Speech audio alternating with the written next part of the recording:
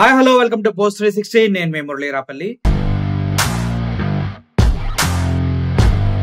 ఇప్పుడే అందిన flash news. Punjab లోని గోల్డెన్ టెంపుల్ లో కాల్పులు జరగడం జరిగింది. ఒక శిరోమణి అకాలీదళ్ పార్టీ అధ్యక్షుడి పైన టార్గెట్ చేస్తూ కాల్పులు చేసినట్టు తెలుస్తుంది.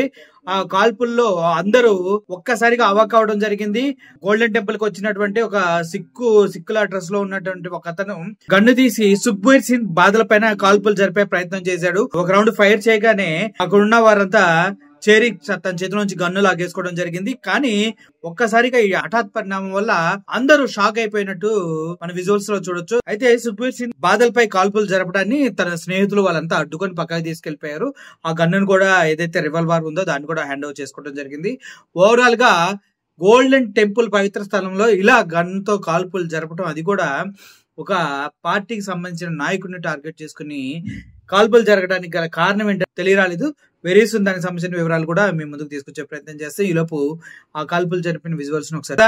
గన్ కల్చర్ అనేది ఇండియాలో ఏ విధంగా పెరిగిపోతుందో మనం చూస్తూనే ఉన్నాం.